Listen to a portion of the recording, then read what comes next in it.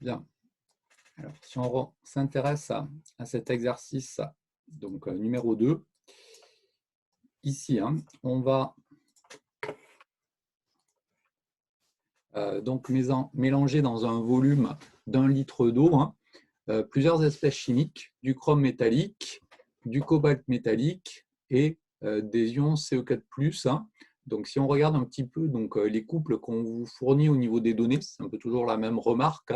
Vous ne pouvez pas deviner les couples dont il faut tenir compte dans les réactions qui sont susceptibles de se produire. Donc, il ne faut pas inventer des couples. Donc, il faut vraiment regarder ce qu'on vous propose au niveau des données. Et c'est ce qui va permettre ensuite d'écrire là où les réactions prépondérantes qui vont se produire. Donc là, en l'occurrence, vous remarquez que le cobalt et le chrome, eh bien, ce sont donc deux réducteurs. Ces deux réducteurs étant plutôt forts d'ailleurs, puisque les valeurs de potentiel sont relativement faibles. Je vous rappelle que l'échelle des potentiels standards, en gros, elle va de -3 à +3 volts. Et puis, vous avez CE4+, qui, lui, au contraire, va être un oxydant qui va être plutôt fort, puisque la valeur du potentiel standard, ici, eh bien, est relativement grande. Bon, si vous regardez un peu les couples qui sont mis en jeu, l'écart entre les potentiels standards, il est relativement élevé ici, et donc on va pouvoir directement raisonner sur l'échelle des potentiels standards pour pouvoir regarder quelle est la réaction prépondérante qui se produit. Donc là, je vais tracer mon échelle des potentiels standards et je vais placer les différents couples qui sont susceptibles d'intervenir. Donc tout en haut, le couple CO3+, CO2+, avec un potentiel standard de 1,92. Ensuite, j'ai le couple CE4+, CE3+, avec un potentiel standard de 1,72. J'ai le couple CO2+,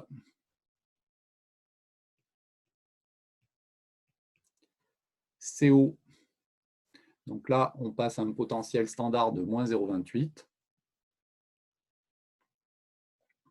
Le couple CR3+, CR2+, avec le potentiel standard de -0,41. Et pour finir, le dernier couple, CR2+, CR, avec le potentiel standard de -0,92. Bien. Pour mettre en œuvre la méthode de la réaction prépondérante, il faut lister les espèces qu'on introduit dans le milieu réactionnel. Donc ici, si on regarde les espèces introduites, on vous les donnait dans l'énoncé. On vous indiquait qu'il y avait du chrome métallique, du cobalt métallique et des ions CO4+.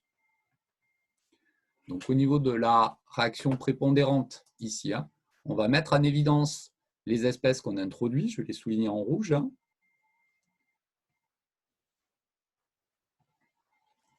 Donc, voici les espèces introduites. Donc, la réaction prépondérante, ça va être la réaction entre l'oxydant le plus fort, donc ici, il n'y a qu'un oxydant, c'est CE4+, et le réducteur le plus fort, donc le chrome métallique. Donc ici, je ne vais pas tracer le gamma parce que sinon on ne va plus rien y voir ensuite sur le diagramme puisqu'on va faire plusieurs choses. Mais on remarque que le gamma ici va être à l'endroit et donc la réaction va être thermodynamiquement favorisée. Et vu l'écart entre les potentiels standards, on sait que la réaction va être totale puisqu'il est énorme. L'écart entre les deux potentiels standards, il fait plus de 2,5 volts ici. Donc on sait que cette réaction prépondérante, elle va être totale. Donc, la réaction prépondérante 1, ça va être la réaction entre CE4+, et le chrome métallique. Donc, ici, si j'écris les demi-équations électroniques, vu les couples mis en jeu, ça ne pose pas de souci. On a les deux couples suivants. Il faut juste faire attention au fait que dans la deuxième demi-équation électronique, on a deux électrons qui sont échangés. Et donc, notre réaction prépondérante, en fin de compte, c'est 2 CO4+,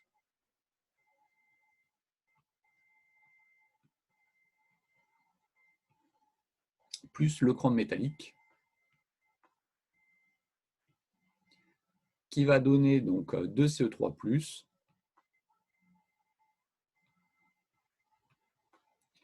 plus Cr2+.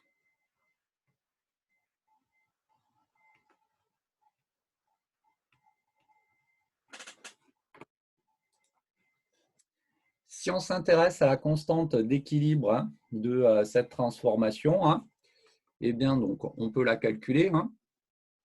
C'est 10 exposants le nombre d'électrons échangés, donc 2 divisé par 0,06 fois la différence des deux potentiels standards. Donc, je vous donne directement la valeur numérique ici.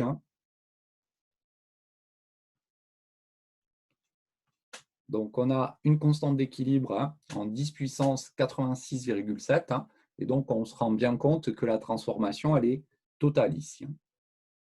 Donc ça, c'est intéressant parce que ça va nous permettre d'avoir accès très rapidement à l'état final associé à cette transformation. Donc ici, si je fais mon tableau d'avancement,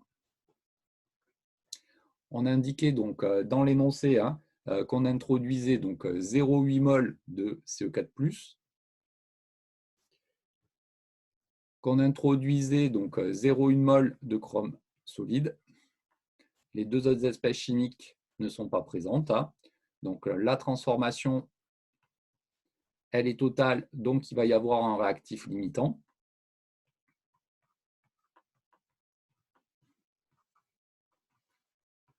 Et donc, on se rend compte que le réactif limitant, ici, c'est le chrome métallique. Si bien que, ici, on va avoir 0,60 mol. Ici, 0,20 mol. Et 0,10 mol. Bien. Donc là, on a l'état final de notre transformation. Bon, souvent, lorsqu'on s'est intéressé à des exercices, ici, on n'avait qu'une seule transformation qui se produisait. Ici, ça va être un petit peu plus compliqué parce que si on regarde l'état final de cette transformation, il va rester du CO4+ dans le milieu réactionnel à l'état final. Et ce que l'on avait dit, c'était que sur le diagramme initial, il y avait aussi du cobalt métallique. Et la transformation entre CO4+ et le cobalt métallique, même si ce n'était pas la réaction prépondérante, vous remarquez qu'elle est thermodynamiquement favorisée, cette transformation, et qui plus est, va être totale également, puisque l'écart entre les potentiels standards est relativement grand. Et donc là, pour atteindre l'état final, on va sans doute avoir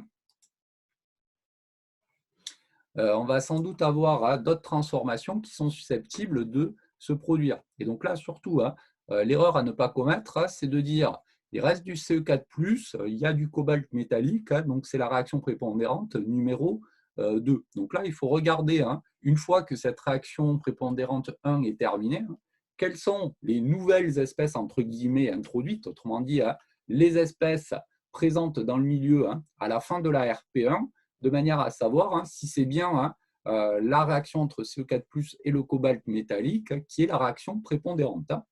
Donc ici, si je m'intéresse aux espèces présentes à la fin de la RP1,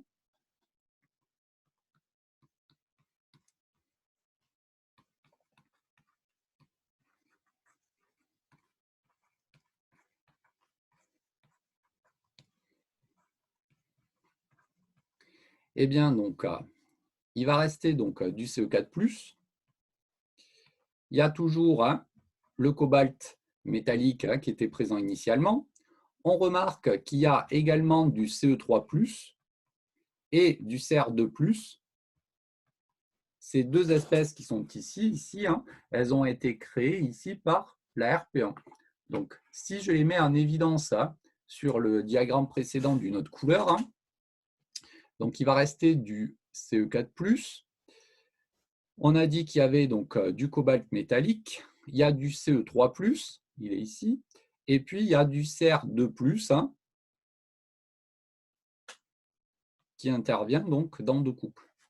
Et donc là, hein, bah, vous remarquez qu'en fin de compte, hein, eh bien, donc, la réaction prépondérante qui va se produire, ça va être la réaction entre l'oxydant le plus fort et le réducteur le plus fort.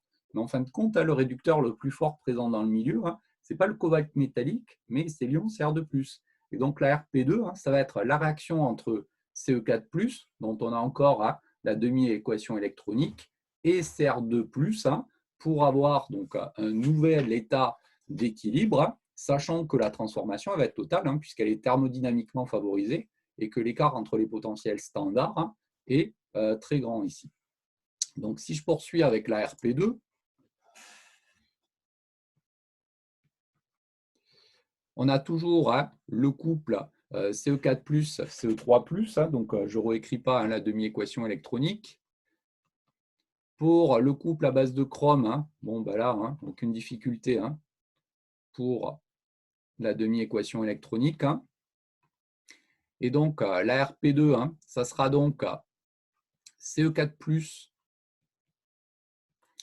donc plus Cr2+, qui est égal à Cr3+, plus Ce3+.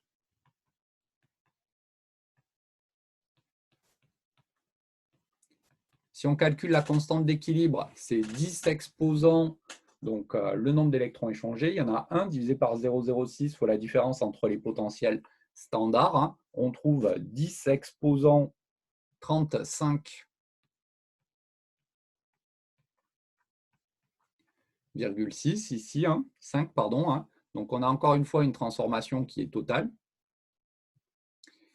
Et donc, si je fais mon tableau d'avancement, on a état initial. Donc là, il ne restait plus que 0,60 mol. On avait 0,10 mol ici hein, de Cr2+. Les Cr3+, il n'y en a pas dans le milieu. Et les Ce3+, hein, il y en avait du fait de la réaction précédente, hein, donc 0,20 mol. Et donc, à l'état final, on a 0,60 moins X, 0,10 moins X, 0,10 et 0, plus X.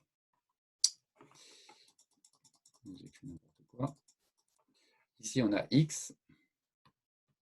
Ici, on a 0,20 plus X. Donc là, encore une fois, vu que la transformation elle est totale, hein, on regarde le réactif limitant. Hein, donc, c'est CR2+, le réactif limitant. Donc ici, il va donc y avoir 0,50 mol de Ce4+, 0,10 mol de Cr3+, et 0,30 mol de Ce3+. Bien, on a un nouvel état final hein, dans notre milieu réactionnel. Hein, et donc, encore une fois, là, on peut se demander, hein, est-ce que la réaction elle va continuer donc, ou pas hein. Et donc, là, on va encore lister les espèces présentes.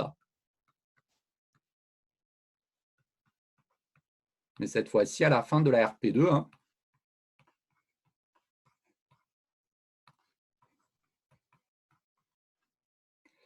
Donc, il y a Ce4+, il y a Cr3+, il y a Ce3+. Et si je regarde hein, sur le cas précédent, hein, donc, il y avait également donc, du cobalt métallique ici qui était présent, hein, qui n'a pas encore réagi. Hein. Donc, il y a également ici du cobalt métallique. Et donc, là, encore une fois, hein, on va regarder s'il y a une nouvelle transformation hein, qui va se produire hein, entre ces différentes espèces ici hein, qui sont présentes. Donc là, hein, je reviens sur l'axe des potentiels standards et je regarde quelles sont les nouvelles espèces présentes. Donc, on a Ce4+, Ce3+, on avait donc le cobalt métallique, et puis donc la dernière espèce, c'était, c'est laquelle qui me manque, Cr3+.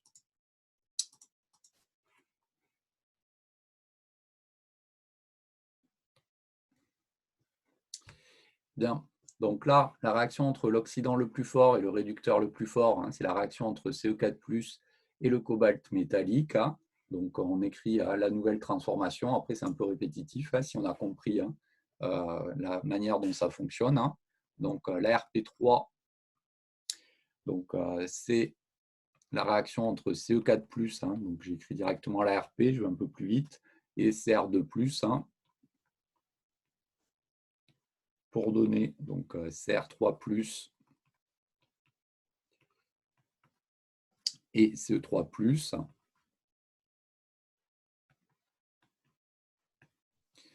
La constante d'équilibre, elle est très grande. Pardon? Vous avez repris la même que celle d'avant. Vous n'avez pas fait avec le cobalt? Oui, j'ai écrit la même, autant pour moi. Attendez. Hop. Donc, effectivement, hein, c'est la réaction avec le cobalt. Hein. J'ai réécrit la même. Donc, et le cobalt solide, qui donne, alors pour le coup, il y a un 2, hein, 2CE3+, plus CO2+. Hein.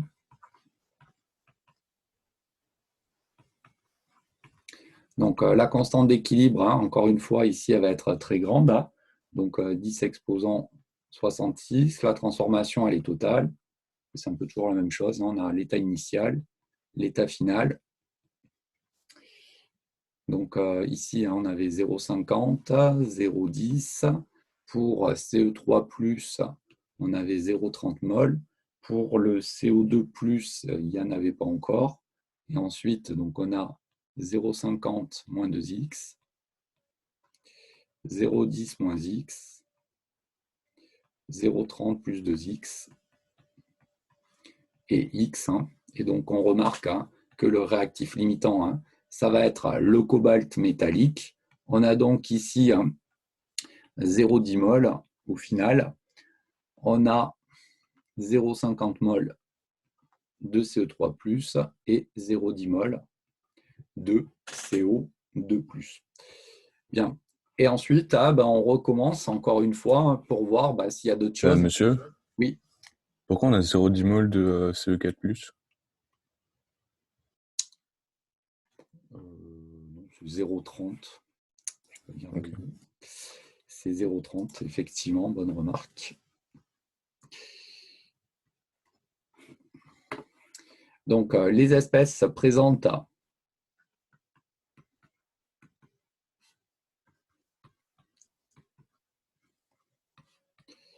à la fin de la RP3. Donc, on remarque que c'est CE4+. On a du CE3+, du CO2+. Et puis ensuite, il y a également donc, les espèces qui étaient présentes à la fin de la RP2, donc CO4+, hein, donc j'en ai tenu compte. Le CR3+, lui, reste présent. Hein. Le CO3+, donc j'en ai tenu compte. Et puis le cobalt métallique, eh bien, il n'est plus présent. Et donc là, on va regarder hein, si la présence donc, de ces espèces qui sont ici donne lieu à une nouvelle réaction. Donc, je reviens sur l'axe des potentiels standards. Hein. Donc, je vais utiliser du jaune. Donc, on a du CE4+, du CO3+. On avait ensuite, on a dit donc du CR3+, et du CO2+.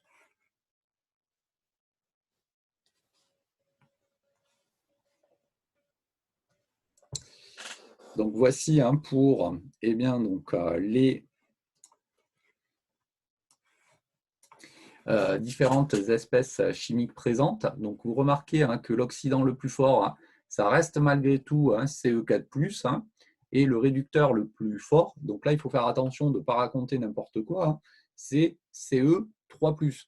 Pour autant, hein, CE4+, et CE3+, hein, appartiennent donc au même couple, en fait, hein, redox qui est mis en jeu. Hein, et donc, pour qu'il y ait réaction d'oxydoréduction, il faut prendre bien l'oxydant d'un couple et le réducteur donc d'un autre couple. Donc ici, si je considère l'oxydant le plus fort, c'est E4+, et que je m'intéresse donc au seul autre réducteur présent, c'est CO2+. Et donc la particularité ici, c'est que si on regarde bien, le gamma, ce gamma il va être inversé. Et donc, ça veut dire que la transformation entre CE4+, et CO2+, elle va être thermodynamiquement défavorisée. Autrement dit, la constante d'équilibre, elle va être plus petite que 1. Et en plus, si on regarde l'écart entre les potentiels standards, on a 0,2 volts ici. Donc, ça veut dire que la constante d'équilibre, elle va être extrêmement faible. Et donc, cette réaction-là, elle ne va quasiment pas faire varier la composition du milieu réactionnel. Alors, on pourrait l'écrire, déterminer l'état final. Et si c'était la seule transformation qui se produisait depuis le début, c'est ce qu'on ferait, c'est ce qu'on a déjà fait dans les exercices. Toujours est-il qu'ici, compte tenu du fait qu'il y a eu un certain nombre de transformations totales, cette réaction qui est thermodynamiquement défavorisée, ici, caractérisée par une constante d'équilibre qui est très petite, elle ne va quasiment pas faire varier la composition du milieu en comparaison de ce que l'on a fait juste avant ici. Bon, si on regarde bien, donc, la réaction entre CO2+ et CE3+, bien, c'est exactement la même remarque, j'ai envie de dire. Si on prend le deuxième oxydant le plus fort après CE4+, et que je prends le réducteur par contre le plus fort, CE3+, bien là, dans ce cas de figure-là, bien, remarquez bien que la réaction est thermodynamiquement défavorisée encore, puisque le gamma il est à l'envers, et en plus que l'écart entre les potentiels standards ici est très très grand. Et donc, ce qu'on peut dire, c'est que l'état final du milieu réactionnel obtenu, c'est bien celui à la fin de la RP3. Bien. Il y a des questions là-dessus? Monsieur, Oui. en oxydoréduction, est-ce que c'est possible qu'on ait deux réactions simultanées, comme en acidobasicité? Alors, oui, tout à fait. Donc, on peut avoir deux réactions qui sont simultanées. Il faut juste que les constantes d'équilibre soient très proches l'une de l'autre. Donc, ça, c'est possible aussi. Oui. D'un ordre de grandeur de combien? Alors, en fait, l'ordre de grandeur, il est assez arbitraire. Donc, on avait dit en acidobasicité que si l'écart entre les constantes d'équilibre est inférieur à 10 puissance 4, ça se fait en même temps, en fait. Donc là, c'est exactement la même chose. Donc, si on a deux constantes d'équilibre qui possèdent un écart qui est donc plus petit que 10 puissance 4, à ce moment-là, on peut considérer qu'elles sont simultanées. Alors, après, en oxydoréduction, surtout en MPSI, je pense qu'on ne vous embêtera pas trop avec ce cas de figure, parce que quand on calcule les constantes d'équilibre, ça dépend de plusieurs facteurs. Et donc là, dans la résolution, il y a quelque chose dans ce que j'ai fait qui est un petit peu discutable, non? Vous ne trouvez pas? Si on reprend un peu les différentes RP, il n'y a pas un truc qui vous étonne? Entre la RP2 et la 3? Alors, c'est quoi qui vous étonne entre ces deux RP là, entre la RP2 et la RP3? C'est les constantes de réaction. Ouais. Il y a quoi de particulier dans ces constantes? La 3, elle est supérieure à la 2. Et c'est... Et oui, donc là, en fait, d'un point de vue calculatoire, ça ne change rien. Donc, c'est pour ça que je les ai écrites dans ce sens-là, en faisant réagir l'oxydant le plus fort avec le réducteur le plus fort. Mais remarquez bien que, en fait, c'est un petit peu plus subtil que ça, parce que dans les constantes d'équilibre, il y a aussi le nombre d'électrons échangés qui est mis en jeu. Et donc, vous remarquez que la RP3, en fait, elle a une constante d'équilibre qui est plus grande que la RP2 en fait. Et donc, d'un point de vue chimique, en toute rigueur, c'est cette réaction-là qui se fera avant l'autre réaction. Alors, d'un point de vue calculatoire, ça ne change absolument rien à l'état final obtenu, puisque les deux transformations elles sont totales et qu'après ça s'arrête. ça ne crée pas de nouvelles espèces chimiques.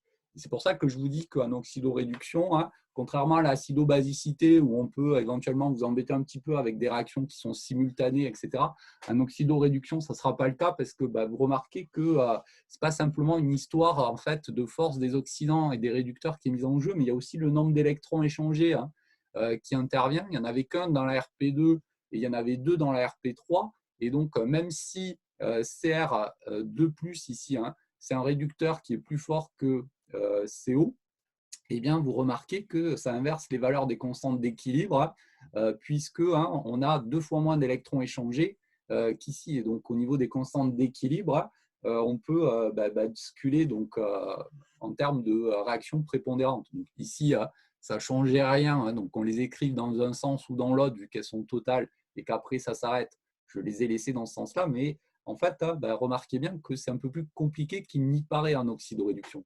Et donc, ce cas de figure dont tu parles là, c'est quand même peu probable qu'on vous embête là-dessus. Le seul endroit où éventuellement on pourrait avoir des réactions simultanées, c'est dans une réaction de titrage, par exemple, où on pourrait vous faire titrer simultanément 2 espèces chimiques par un seul, un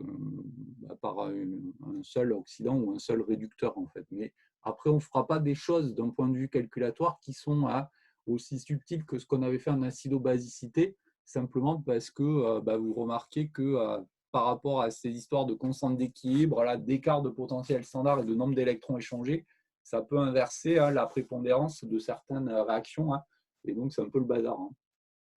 Okay. Mais sur le principe, oui, on peut avoir des réactions tout à fait simultanées. Ça ne change absolument rien. Merci. Monsieur? Oui. Moi, je ne comprends pas trop le fait qu'on prenne en compte l'effet de dilution pour, quand on fait dans l'autre chapitre, et on n'en a jamais parlé avant. Alors, on en tient compte tout le temps de l'effet de dilution.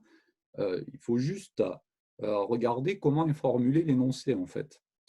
Donc, ici, si on reprend l'énoncé, on vous dit qu'on introduit dans un volume de 1 litre d'eau 0,1 mol de chrome métallique, 0,1 mol de cobalt métallique et 0,8 mol d'ion Ce4+. Et donc, ici, vu la formulation de l'énoncé, ça sous-entend qu'on néglige en fait les volumes de chrome métal, de cobalt métallique et des 0,8 mol d'ion Ce4+, lorsqu'on les introduit dans de l'eau. Alors, pour Ce4+, ça peut paraître peut-être un petit peu abusif. Pour le chrome métallique et le cobalt métallique, là, par contre, ça ne l'est pas du tout, puisque 0,1 mol de chrome métallique, si vous convertissez ça en masse, ça fait une toute petite masse, et donc le volume occupé par cette masse métallique ici, elle est faible devant 1 litre, et donc on néglige le volume des solutés en fait devant le volume du solvant. Donc ça, c'est quelque chose d'assez récurrent en chimie des solutions. On fait tout un tas en fait d'approximations sans vraiment le dire. C'est exactement comme quand la semaine dernière, on s'intéressait à la mise en solution de composés ioniques.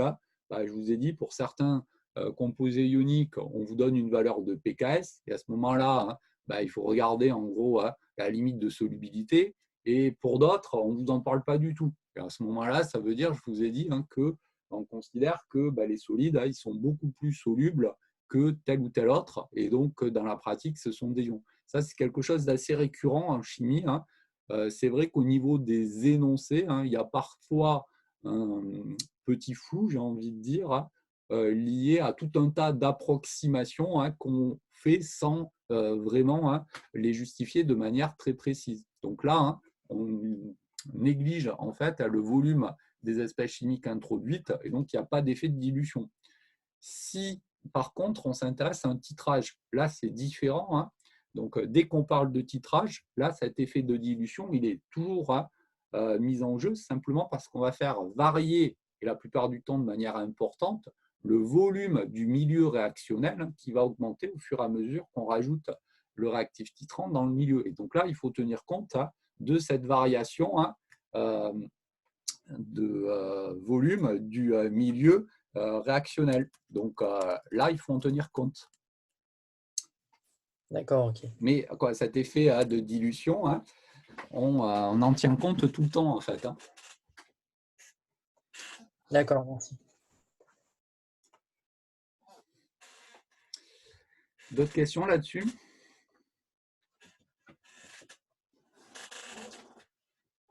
Ok, ok. Alors, on va regarder hein, le dernier exercice, donc, qui est un titrage également, l'exercice 4.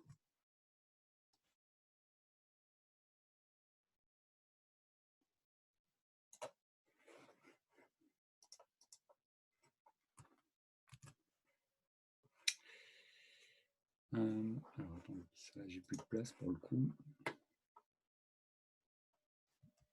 Je vais juste mettre les deux premières pour commencer.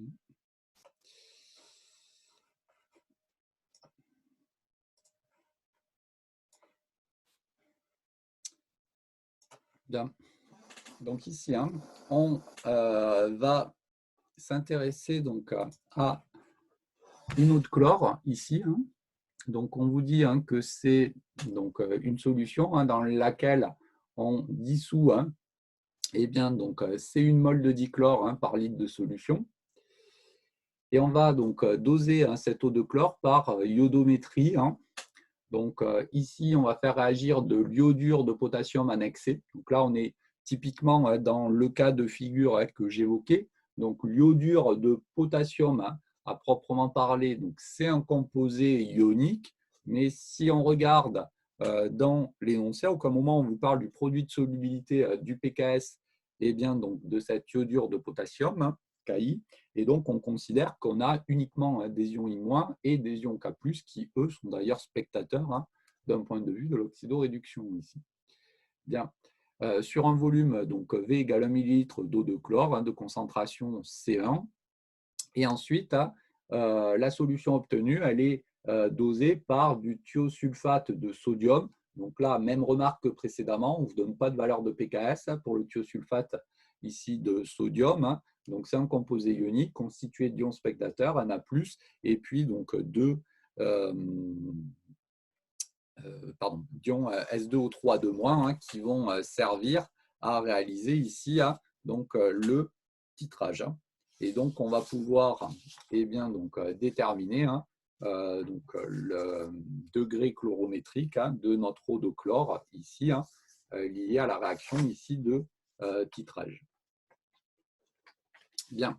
Alors, dans la première question, on vous demandait à décrire l'équation bilan de la réaction d'oxydoréduction du dichlore dissous avec les ions iodures en excès hein, et de calculer la constante d'équilibre. Donc, schématiquement, hein, eh bien, voici ce que l'on a. Hein. Donc, on a un milieu réactionnel ici, hein, dans lequel hein, on va avoir l'eau de chlore, hein, donc Cl2aqueux.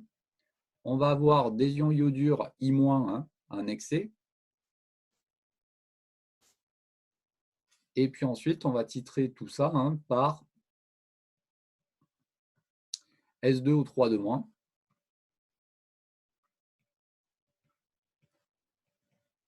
Donc tous les autres ions spectateurs, hein, je ne les ai pas fait apparaître explicitement, hein, mais ici, hein, c'est du thiosulfate de sodium. Hein, donc il y a les ions hein, Na+, mais qui n'ont pas de propriété oxydoréductrice ici. Hein, et puis donc ici, on a des ions K+, hein, qui sont également spectateurs et qui ne vont pas participer hein, à la réaction ici de titrage. Bien. Si je fais l'échelle des potentiels standards, hein, bon, ici, hein, c'est assez immédiat hein, ce qui va se passer. Donc, dans un premier temps, hein, dans la première question, on vous dit hein, que, eh bien, on introduit hein, du Cl2, hein, Cl-,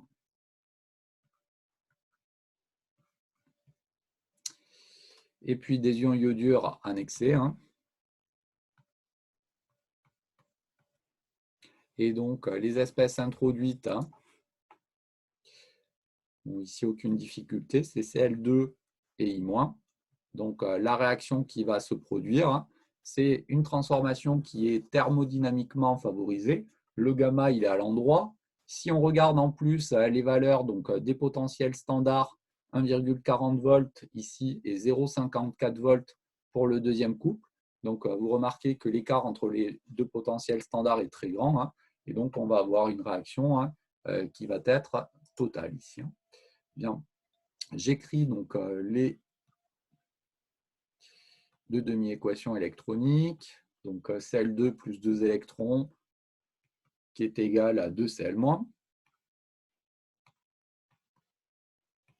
Et pour le couple à base d'iode, c'est I3- plus 2 électrons qui donne 3I-. On a directement, hein, le même nombre d'électrons échangés, hein, dans les deux demi-équations électroniques. Hein. Donc, on a la réaction prépondérante, hein, qui est donc Cl2 plus 3I-,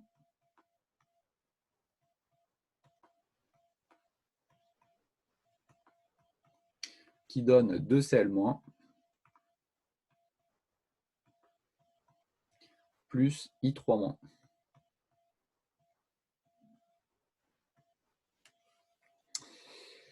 Bien, il reste à calculer la constante d'équilibre. Donc là, on vous demandait de refaire la démonstration en entier. Hein. Donc à l'équilibre, hein, donc, je vous rappelle que l'on a l'égalité des potentiels, hein, à savoir E1 égale 2. Il suffit donc, hein, d'exprimer donc les potentiels de Nernst. Hein. Donc le 1 ici, hein, ça va être E1,0, le potentiel standard, hein, du couple Cl2, Cl-, plus 0,06 sur le nombre d'électrons échangés, 2, log de l'activité de l'oxydant, à savoir, hein, la concentration de Cl2 à l'équilibre sur C0, divisé par la concentration donc, de Cl- au carré sur C0 carré. Hein. Donc on simplifie par C0, et donc on a le premier potentiel. On fait la même chose pour le deuxième couple, on a E de 0 plus 0,06 sur 2, toujours, hein, log ici de l'activité de I3- hein, à l'équilibre, sur l'activité de I- au cube à l'équilibre. Hein. On a toujours le terme en C0 carré. Hein. Et donc, quand on regroupe les termes, hein, eh bien, donc, on a la constante d'équilibre, qui est égale donc, ici, hein, à la concentration donc, de I- à l'équilibre au cube.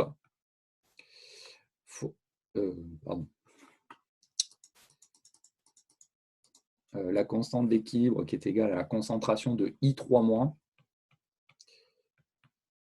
à l'équilibre, fois la concentration de Cl- à l'équilibre au carré, sur la concentration de Cl2 à l'équilibre, fois la concentration de I- au cube à l'équilibre. Et donc, il reste ici un C0.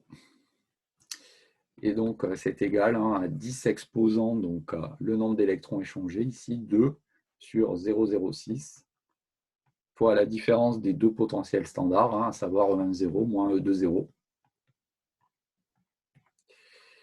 Et donc, cette constante d'équilibre, hein, quand on la calcule, on se rend compte que la transformation elle va bien être totale, hein, puisqu'on trouve 28,7. Hein.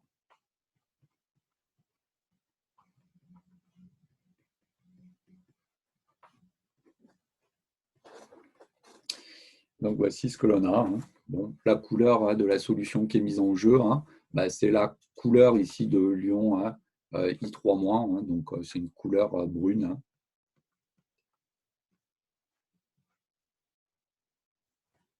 Donc, c'est la couleur de I3-.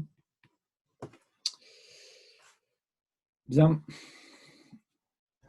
On vous demandait, hein, d'écrire la réaction donc, de titrage par les ions thiosulfate et de calculer donc, la constante d'équilibre qui est donc, mise en jeu. Hein. Donc là, si on regarde un petit peu donc, le milieu réactionnel, hein, eh bien, il faut déjà savoir, hein, ce qu'on a de présent dans le milieu réactionnel pour pouvoir écrire la réaction de titrage. Hein. Donc ici, hein, je vais exploiter donc, le tableau d'avancement ici, hein, de cette première réaction ici pour ensuite voir les espèces qui sont présentes et ensuite pouvoir écrire proprement la réaction ici de titrage. Donc, si je reprends la réaction précédente et que je fais mon tableau d'avancement, donc je réécris l'équation de bilan rapidement. On a Cl2 plus 3i- qui donne 2Cl-, donc plus I3-. Et donc, à l'état initial, donc on vous a indiqué qu'on introduisait un volume V, donc de concentration, donc de solution, donc C1. On introduit donc un excès d'ion iodure, donc je note la quantité de matière, par exemple N2, 0, 0. À l'état final, on va avoir ici C1V moins X, et donc c'est égal à 0 ici, simplement parce qu'on vous indiquait qu'on introduisait les ions iodure en excès. Et donc, notre X, c'est égal à C1V.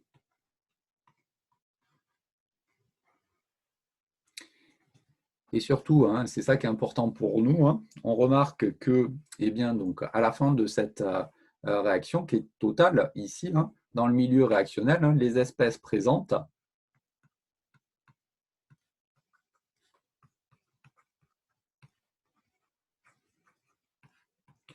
ça va être I-, Cl2, pardon, Cl-, I3-. Et bien évidemment, l'ion de thiosulfate qu'on va rajouter,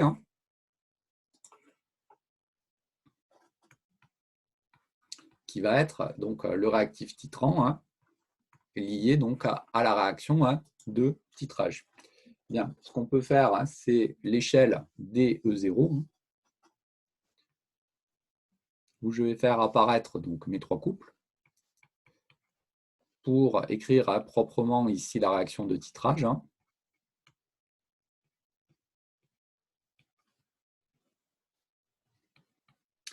Donc, on a le couple Cl2, Cl-, le couple I3-, I-, donc c'est les deux couples précédents, et puis donc le couple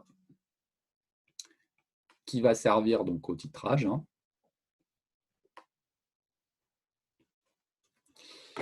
Et donc, si je regarde un petit peu les espèces qui sont présentes donc, dans le milieu, donc il y a I3-, il y a I- et S2O3-2-. Et donc, vous regardez que la réaction de titrage, ça va être la réaction en fin de compte entre S2O3-2-, le réducteur le plus fort, et puis le seul oxydant présent dans le milieu, donc I3-. Cette réaction, elle est thermodynamiquement favorisée et elle va être totale, puisque je n'ai pas réécrit la valeur du potentiel standard ici, c'était 0,09 volts. Vous remarquez que l'écart entre les potentiels standards, là encore une fois, il est grand. Donc on a pris une limite autour de 0,25 volts. Toujours est-il que là, on est bien au-delà de 0,25 volts. Donc la transformation va être totale ici.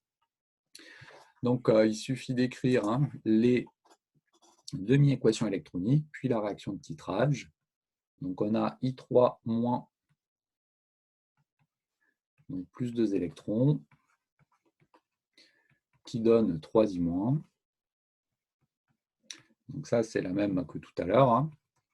Donc c'était le potentiel que j'avais appelé E2. Et ensuite, j'ai le deuxième couple, dans lequel on a également 2 électrons qui sont mis en jeu, caractérisés ici par un potentiel que je vais appeler E3. Et donc, notre réaction de titrage, c'est la réaction entre I3- ici, en fin de compte, et S2O3-2-.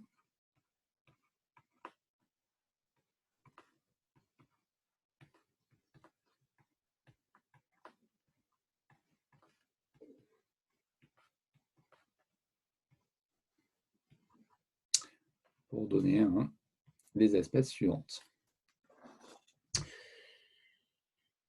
On vous demandait également donc, la constante d'équilibre. Alors, vu que j'ai la réaction ici, pour pas la réécrire juste après, hein. Je me laisse un peu de place pour faire donc, le tableau d'avancement, hein. Je vais le faire juste après, hein. Je vais calculer pour commencer donc, la constante d'équilibre, hein. Donc, la constante d'équilibre, hein, bah, c'est toujours le même calcul, hein. Donc, lorsqu'on est donc, à l'équilibre, hein, on a E2 égale 3. Hein.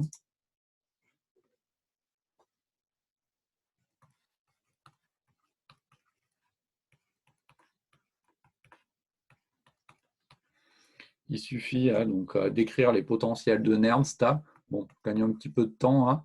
Je donne directement le résultat. On a la constante d'équilibre qui est égale à 10 exposants le nombre d'électrons échangés. Il y en a 2 ici, hein, sur 0,06. Voilà la différence des potentiels standards E2,0 moins E3,0. Hein. On a une constante d'équilibre, hein, qui est égale à 10 puissance 15 ici. Hein. Donc la transformation, elle est totale. Hein. Donc on pouvait s'en douter, hein, vu ce qu'on avait dit qualitativement, hein, juste avant, à savoir que eh bien, donc, on avait une réaction thermodynamiquement favorisée avec un écart relativement grand au niveau des potentiels standards. Hein, donc c'est tout à fait logique, hein, de eh bien, avoir une transformation qui est totale. Alors, on va maintenant, hein, traduire donc, l'équivalence donc, de ce titrage, hein, donc, dans la question donc, petit 3, hein, puisqu'on vous demandait, hein,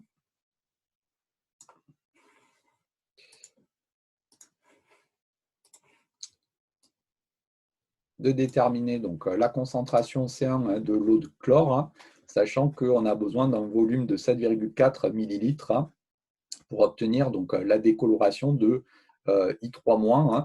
Donc là, j'avais laissé un petit peu de place, hein, pour faire mon tableau d'avancement. Hein. Donc, si je regarde un petit peu, hein, ce que l'on avait fait donc, précédemment, hein. Donc, on avait dit que, eh bien, donc, il y avait donc, X mol de I3- lorsque, hein, cette réaction-là elle était terminée. Hein. Donc, c'est rien d'autre que C1 fois V, hein, ici. Hein. On a pour eh bien, donc, la réaction de titrage, hein, on considère que l'on verse une quantité de matière C fois VEC, hein, pour être à l'équivalence d'ion thiosulfate. Hein. Ici, on a 0.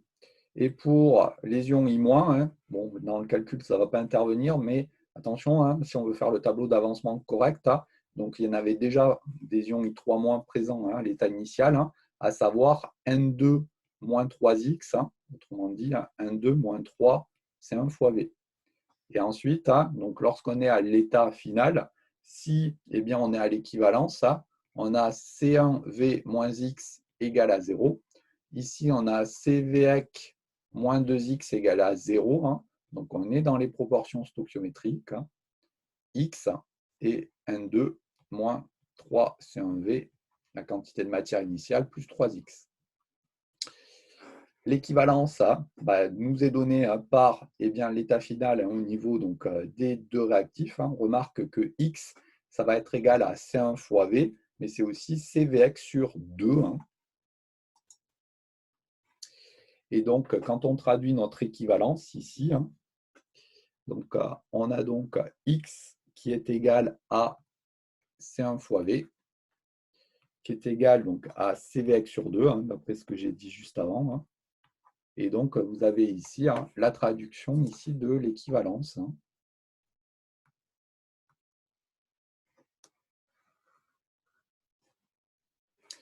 À savoir, hein, une concentration C1, hein,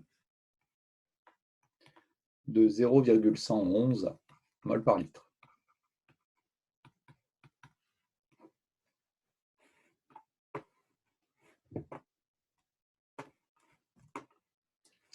Il y a des questions là-dessus? Non? Alors, il y avait un dernier petit calcul, hein, qu'on trouve de manière assez classique dans les exercices là, qui correspondent donc, au titrage donc, d'une eau de chlore ici. Hein. Donc, on vous demandait donc, de déterminer eh bien, donc, le degré chlorométrique associé donc, à l'eau de chlore précédente. Hein. Et donc là, on avait un petit calcul de proportionnalité à faire. Hein. Donc, si on relit la définition du degré chlorométrique, hein, on vous dit qu'une eau de chlore elle a un degré de 1 degré chlorométrique, ça correspond donc à une solution réalisée en dissolvant donc 1 litre de dichlore gazeux dans des conditions telles que le volume molaire est égal à 22,4 litres mol moins 1. Alors le 22,4 litres mol moins 1, là, donc ça doit vous rappeler des choses. C'est ce qu'on avait obtenu donc, en écrivant donc, PV égale nRT, en calculant donc, le volume molaire ici du gaz, en prenant donc, une pression donc, de 1 bar et une température de... alors, c'était laquelle température qu'on avait pris? Là, j'ai un doute tout de suite.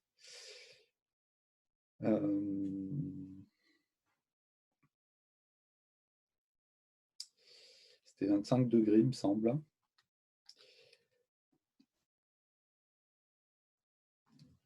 Laissez-moi vérifier un tout petit instant.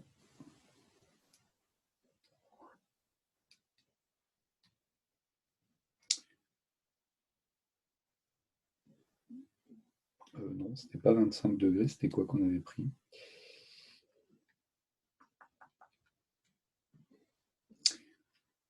C'était 0 degré en fait, ce volume molaire-là, que c'était à 0 degré. Bien, alors si je reviens à proprement parler ici, donc à l'exercice, donc ce qu'on peut faire, c'est déjà regarder, et bien compte tenu du fait que, eh bien, donc, on a donc un volume de 1 litre et un volume molaire de 22,4 litres par mol, c'est regarder quelle est la quantité de matière donc, de dichlore pour une eau qui possède un degré chlorométrique de 1 CH. Donc ici, donc pour V égale 1 litre,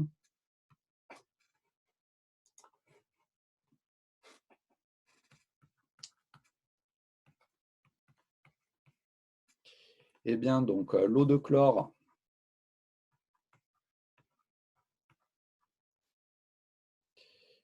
qui possède donc un degré chlorométrique de 1 degré CH contient donc petit n ici qui est égal au volume V sur le volume molaire. Et donc si on fait donc l'application numérique, on trouve 4,46 fois 10-2 mol. Et donc notre eau de chlore ici qui possède un degré chlorométrique de 1 CH, elle contient 4,46 10-2 mol de Cl2. Et donc après, c'est juste de la proportionnalité. Donc on a 1 degré CH, ça correspond à petit n. Et donc nous, on veut savoir combien l'eau de chlore précédente eh bien, possède de mol. Donc dans un volume de 1 litre, eh bien, on a 0,111 mol. Et donc notre eau de chlore particulière, elle possède un degré chlorométrique de 2,49 ici.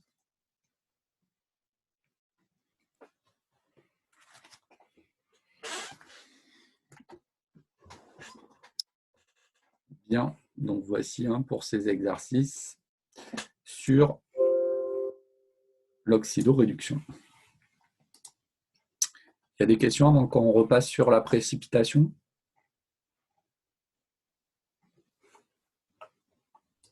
Non. Alors, je vous rappelle ce qu'on était en train de faire donc, sur le cours sur la précipitation.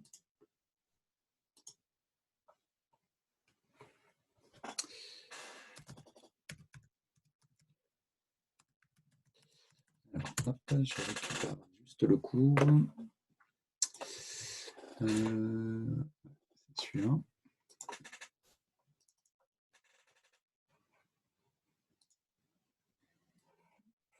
Vous avez, oui, c'est bon, vous avez toujours le partage là d'écran? Oui. Oui. Okay. Donc, je vous avais dit, donc, au niveau des réactions de précipitation, d'un point de vue calculatoire, ça va rester relativement modeste. Donc, on va s'intéresser ici à des solides ioniques et on va faire deux choses sur ces solides ioniques. Donc, on va les mettre donc, dans de l'eau.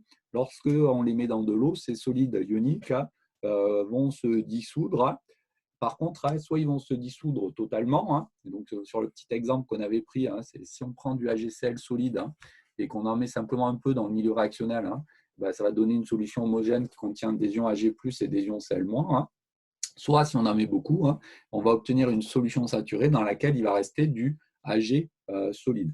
Et donc ça, c'est lorsqu'on met le solide donc, dans de l'eau, on s'intéresse à la réaction de dissolution donc, du précipité. Donc, ce que l'on avait dit, c'est que, on va introduire une constante d'équilibre qu'on appelle la constante, le produit de solubilité, pardon, Ks, qui correspond à la constante d'équilibre de la réaction de dissolution donc d'une mole de précipité en ces ions constitutifs. Donc, on avait dit qu'on peut introduire de la même manière un pKs qui est égal à moins log du Ks. Et donc, ça nous avait permis de quantifier justement cette notion de un peu ou beaucoup lorsqu'on introduit donc ce solide ionique dans de l'eau pour savoir si on obtient une solution saturée ou non. C'est ce qu'on avait appelé la solubilité associée au précipité. Donc là, je vous avais dit, attention, les termes ils se ressemblent. Le produit de solubilité, c'est la constante d'équilibre associée à cette réaction de dissolution d'une mole de précipité. Et par contre, quand on s'intéresse à la solubilité, ça va être la quantité de matière maximale que l'on peut dissoudre dans un volume donné d'eau, puisque le solvant ici, c'est de l'eau. Et donc, on avait calculé la solubilité de AgCl et la solubilité de Ag2CrO4. Et donc là, on avait remarqué la chose suivante, c'est qu'on ne peut pas simplement comparer les valeurs des constantes d'équilibre de manière à savoir quel est le solide ionique qui va se dissoudre le mieux dans l'eau, simplement parce qu'il y a la stoichiométrie de l'équation bilan qui intervient également au niveau donc, de ce calcul. Et donc, on avait remarqué la chose suivante. Le produit de solubilité, le Ks de HCl, il vaut 10 puissance moins 10.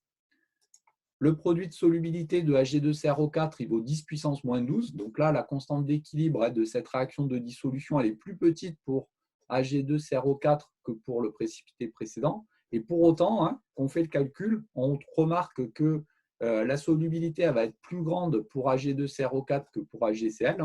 Elle vaut 6,3 fois 10-5 mol par litre pour Ag2CrO4, alors qu'elle valait que 10-5 mol par litre pour HCl. Et donc, on ne peut pas simplement regarder les valeurs des constantes d'équilibre pour dire quel est le précipité qui se dissout le mieux. Il faut bien regarder les nombres stoichiométriques qui sont mis en jeu également, puisque ici, bien que la constante d'équilibre de cette réaction ici, elle soit plus grande que celle de Ag2CrO4, en fin de compte, c'est ce précipité-là qui se dissout le mieux.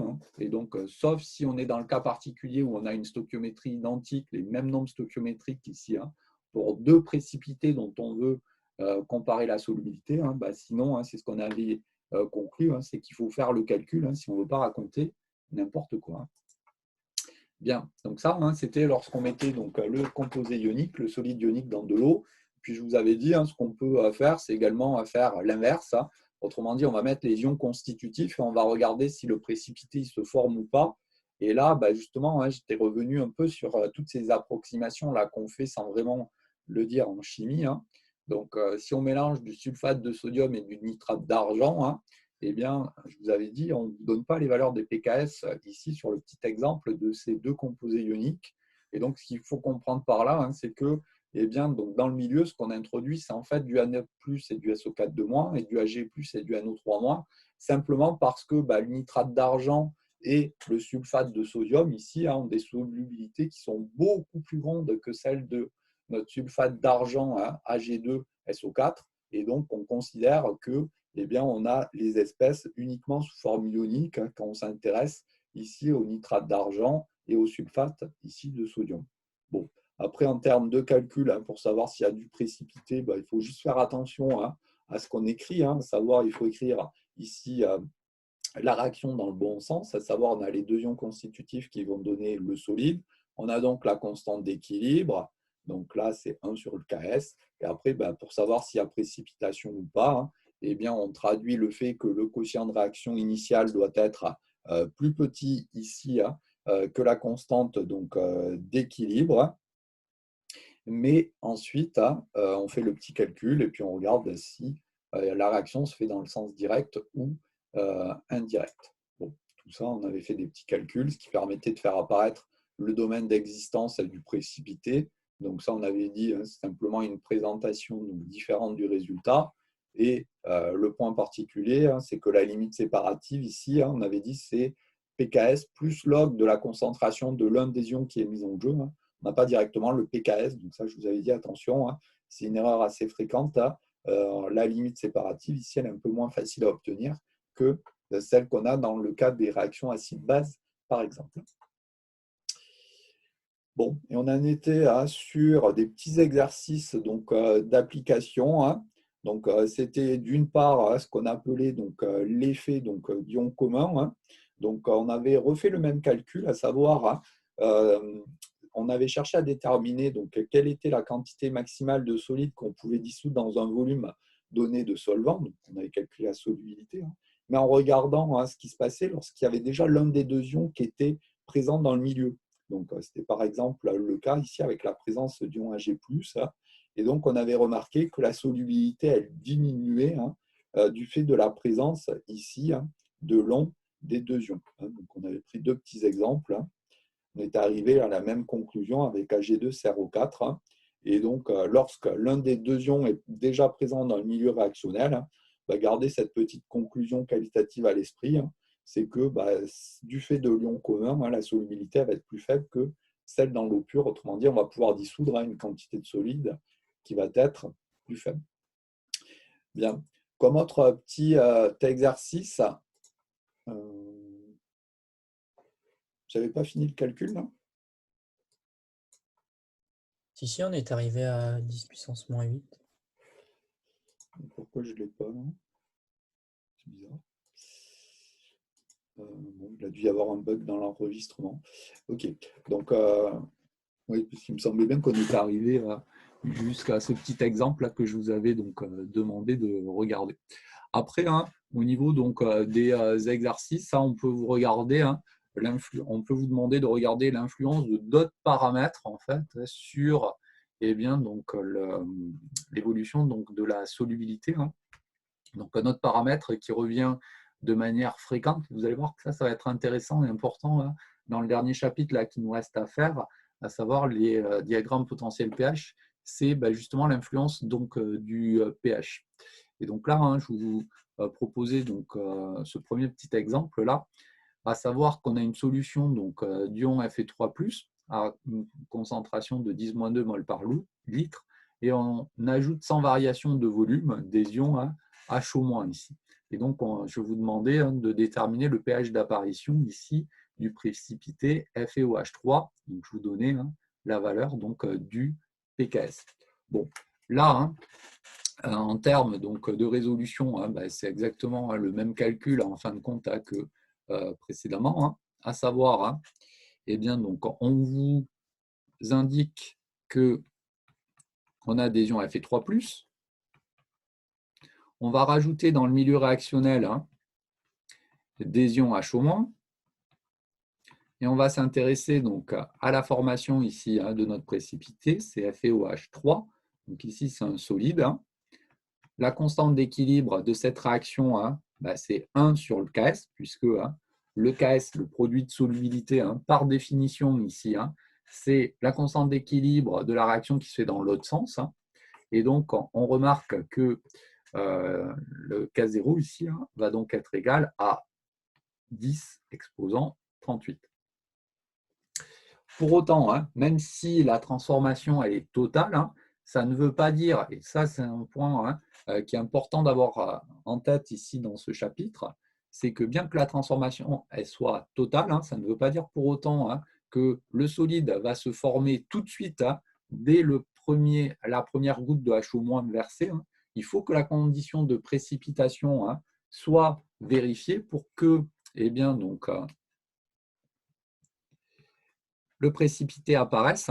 Et donc, ça, c'est lié au fait que on a un solide dans le milieu réactionnel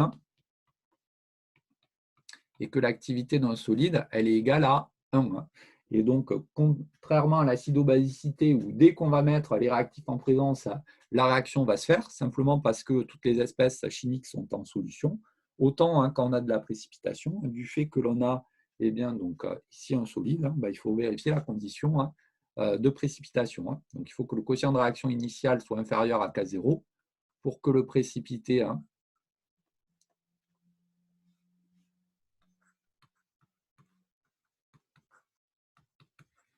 donc, se forme. Hein.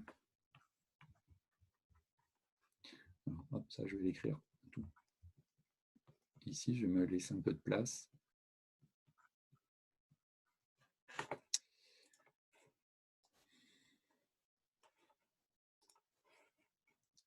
Bien, et donc là, hein, on va exprimer le QI ici et le comparer donc au K0. Le quotient de réaction initiale, hein, c'est l'activité initiale ici de notre solide, donc FeOH3, sur l'activité initiale de Fe3+, fois l'activité initiale au cube de HO-. Bien. Donc, l'activité initiale de FeOH3, hein, c'est égal à 1. L'activité donc initiale de Fe3+, c'est égal à C1 hein, sur la concentration de référence.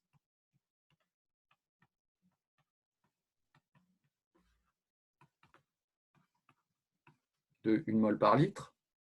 Et puis, donc, l'activité initiale de HO-, hein, ça va être la concentration de HO- sur la concentration, hein, ici, donc, C0 de référence.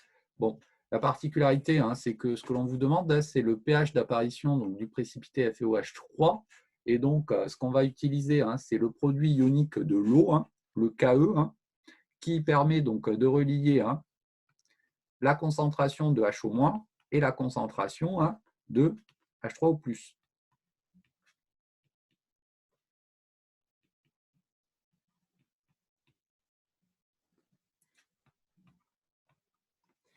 Donc, le produit ionique de l'eau, hein, le KE, hein, je vous rappelle, c'est l'activité de H3O+, fois l'activité hein, de HO-.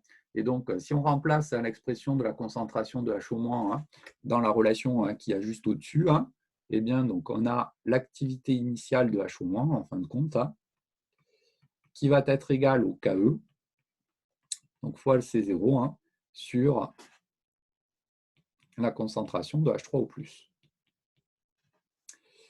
Bien, on peut donc traduire hein, maintenant facilement la condition donc, de précipitation. Hein.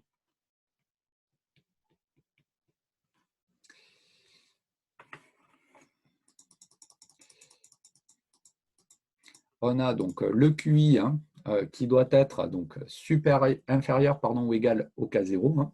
Donc ici, on a 1. Donc on a 1 sur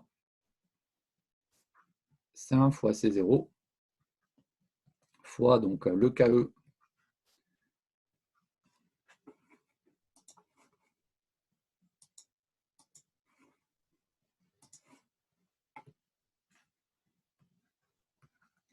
fois C0 sur la concentration de H3O+, au cube, qui doit être inférieur ou égal, pardon, donc à K0, hein, qui est égal, on a dit, à 1 sur le KS. Donc là, pour eh bien, donc, faire apparaître proprement le pH, hein, on va prendre le log ici hein, de l'expression précédente. Hein. Donc là, il y a encore un petit calcul à faire. Hein. Donc, ce que je vais faire, c'est que je vais faire passer hein, le KS à gauche et puis tout ça à droite pour me traîner le 1 sur. Hein. Encore que log, moins log. Non, même pas. Donc, je vais prendre directement le log hein, à base 10. Donc, j'ai ici un log de 1 moins le log ici hein, du dénominateur. Donc, c'était C1 sur C0 fois donc, KE C0 carré C0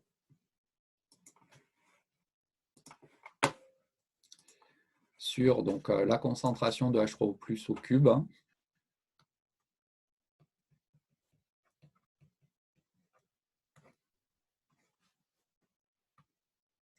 qui est inférieur donc, à log de 1 moins log de KS. Donc là, hein, il faut réarranger un petit peu ici l'expression qui se trouve à ce niveau-là. Donc déjà, hein, les termes en log de 1 vont se simplifier. Donc moins log de KS, ça c'est rien d'autre que le PKS. Et puis donc ensuite, si je prends donc, les autres expressions, on a donc moins log ici de C1 sur C0. Le 3, je vais le faire sortir ici du log, et donc ça me donne ensuite moins 3 log de KE, et moins 3 log, et si on regarde, ce qui reste, c'est C0 sur la concentration de H3O+, et donc je vais inverser donc, le quotient pour que ça soit plus pratique. Autrement dit, on a un plus ici, la concentration de H3O+, sur C0 ici. Et donc, c'est inférieur ou égal au PKS. Moins log de KE ici, c'est rien d'autre que le PKE. Donc, ce terme-là, c'est rien d'autre que 3 fois le PKE. Ici, au signe près, on reconnaît donc rien d'autre que le pH, donc moins log de la concentration de H3O+ sur C0. Donc, le terme qui est ici, c'est moins 3 pH. Et donc, si je résume, on a donc ici 3 pH qui est supérieur ou égal donc, à 3 pKe moins pKs moins log de C1 sur C0. Et donc, on a notre relation finale. Il faut que le pH soit supérieur à pKe moins 1/3 de pKs, donc moins 1/3 de log de C1 sur C0 pour que le précipité existe.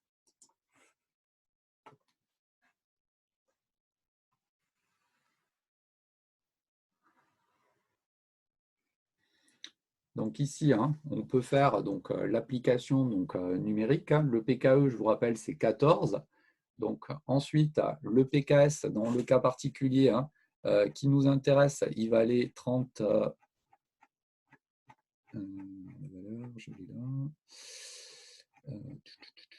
Il va aller 38. Et ensuite, donc, on a la concentration C1, c'était 10-2. Et donc, le pH, il doit être plus grand que 2 pour que le précipité existe.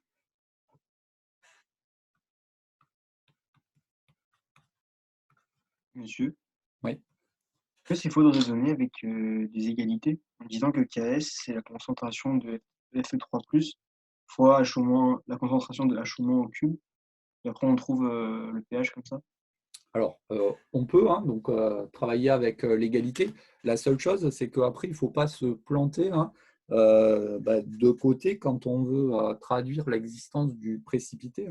Donc, vous remarquez qu'ici, le précipité, il existe pour les grandes valeurs de pH, en fait. Donc, il faut regarder du bon côté de l'égalité, en fin de compte. Parce que ça, c'est vraiment l'erreur classique. Vous allez voir, bon, là, on interprète en fonction du pH la courbe de solubilité. Donc, ce qui reste à faire, en fait, c'est interpréter la courbe suivante, là. Alors, attendez, hop, elle est trop grosse, ça ne rentre pas. Donc, je recommence.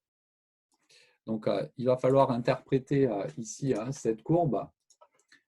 Et donc, vous allez voir que dans les exemples qui suivent, eh bien, donc on va avoir des courbes qui auront aussi une allure à peu près de cette forme-là, mais qui seront un petit peu plus complexes. Et l'erreur classique, en fait, c'est de lire la courbe dans le mauvais sens, en fait. Donc là, le fait de travailler avec des inégalités, c'est quand même pas c'est quand même pas mal. Au moins, ça permet d'interpréter dans le bon sens la courbe qui suit. Parce que le but ultime, hein, c'est cette question petit b, là où on vous demande de justifier l'allure de la courbe, en fait.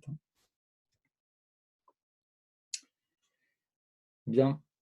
Alors, si on regarde un petit peu justement cette question petit b, donc on vous demandait d'interpréter la courbe, l'évolution de la courbe suivante, et donc vous remarquez que au niveau de cette courbe, ce que l'on a, c'est le pH en abscisse et on a le log de la solubilité en ordonnée ici. Bien.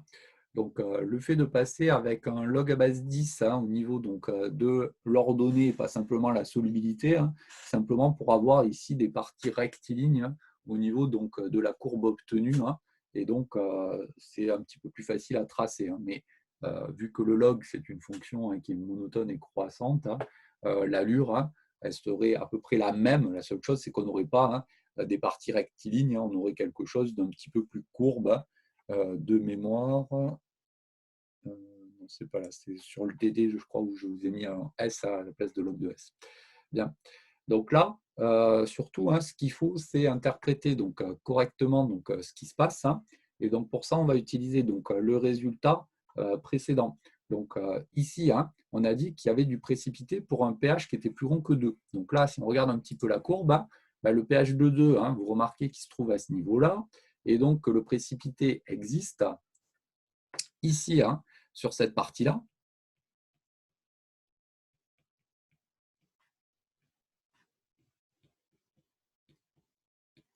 Et donc, sur la partie qui est ici,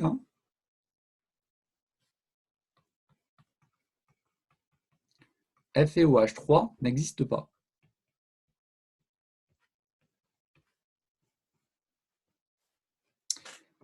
Bien.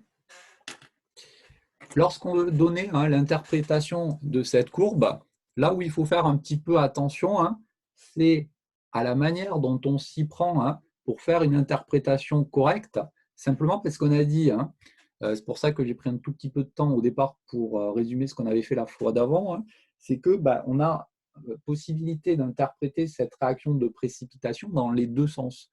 Soit on s'intéresse à la formation du précipité, en gros c'est le petit calcul qu'on vient de faire ici, soit on s'intéresse en fait à la réaction dans l'autre sens, à savoir on met le solide dans de l'eau et à ce moment-là, on s'intéresse à la solubilité. Et donc là, vous remarquez qu'on a un cas on est sur un cas un petit peu bancal là, pour interpréter cette courbe de solubilité parce qu'on a traduit la condition de précipitation dans la question petit a. Autrement dit, dans la question petit a, on s'est véritablement intéressé à cette réaction-là, à savoir Fe3 plus 3OH- qui donnait FeOH3.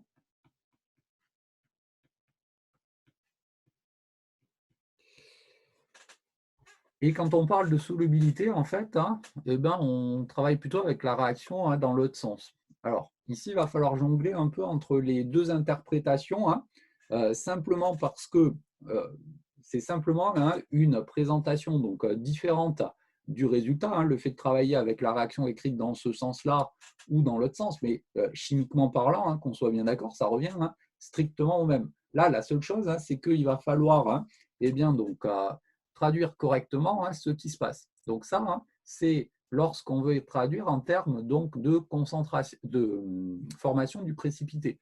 Donc, quand on vous parle de solubilité, il faut garder aussi à l'esprit un autre point, c'est que pour parler de solubilité à proprement parler, on a dit, on va écrire la réaction dans l'autre sens. Il faut savoir à quoi est égale la solubilité pour pouvoir interpréter ça correctement.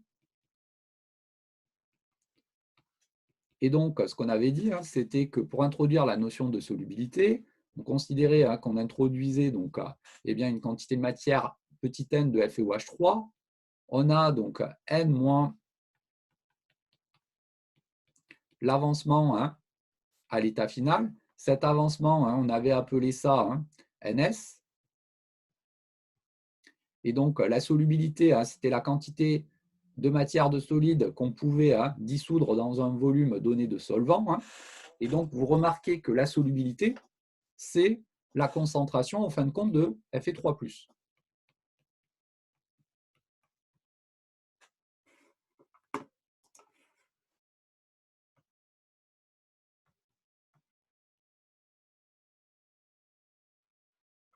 Bien.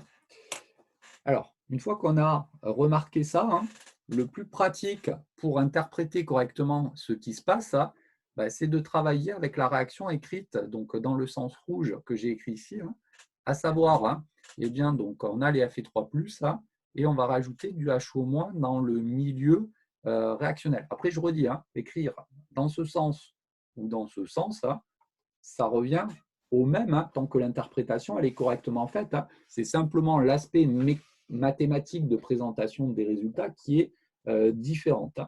Si ici, je suis repassé momentanément par donc, ce sens que j'ai écrit en noir, c'est simplement pour se rendre compte que en fait, la solubilité, c'est la concentration en ion Fe3+.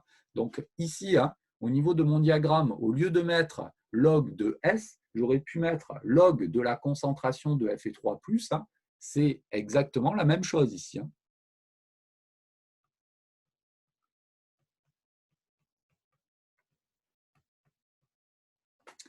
Bien. Donc ça, c'est le premier point important qu'il faut avoir en tête. Ensuite, ce que l'on va faire, c'est que l'on va interpréter donc, la courbe à partir donc, de l'équation qui est ici. Et donc là, encore une fois, en soi, ce n'est pas très compliqué, mais il y a plein de petits pièges sur lesquels, dans lesquels on a vite fait de tomber. Donc là, on remarque que, on a des Fe3+, et on va rajouter des H- dans le milieu. Donc quand on rajoute des H- dans le milieu, le pH il va augmenter pour devenir de plus en plus basique. Donc là, la lecture, si vous n'avez pas envie de vous embêter, il faut faire la lecture dans ce sens ici.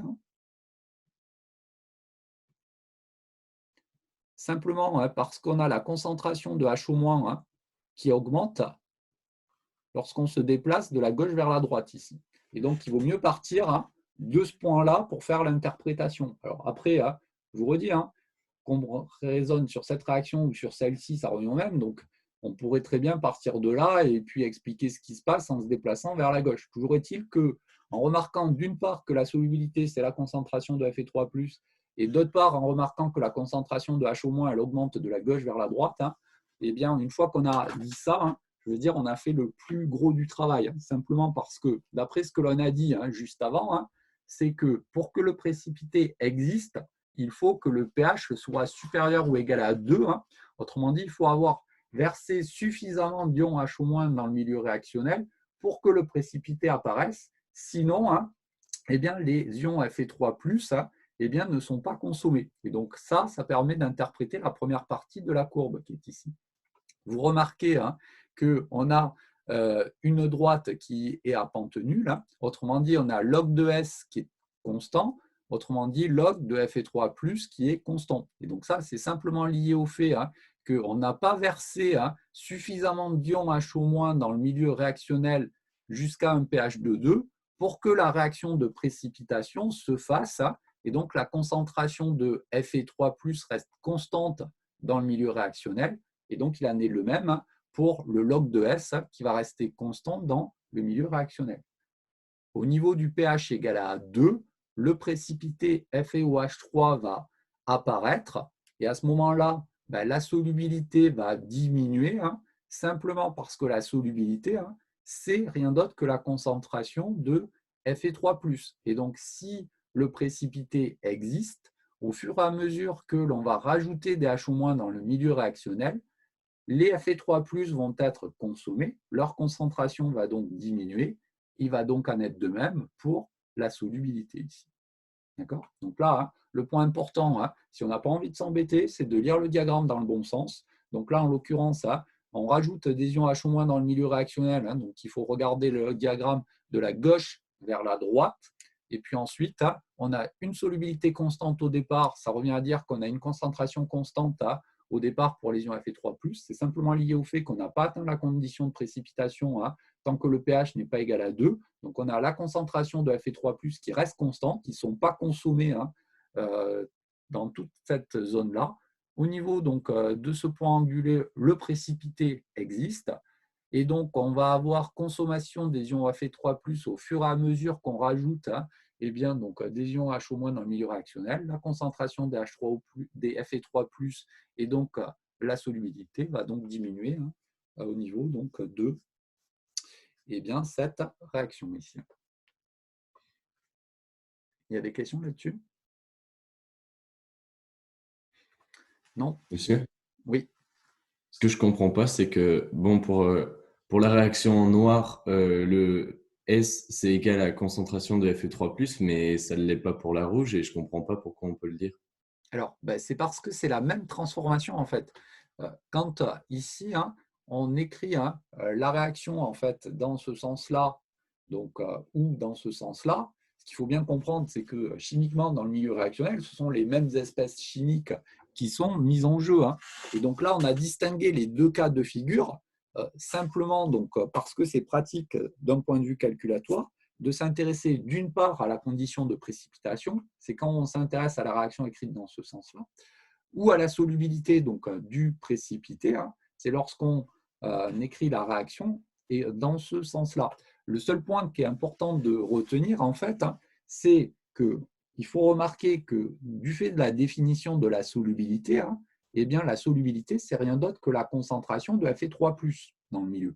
Et on se déplace de la gauche vers la droite ou de la droite vers la gauche. Autrement dit, qu'on s'intéresse à la réaction qui est ici ou à la réaction qui est ici, c'est le point important, c'est de remarquer que la solubilité, c'est la concentration en ion Fe3+. Et donc après, pour interpréter la courbe, eh bien là, il y a deux façons de procéder en gros.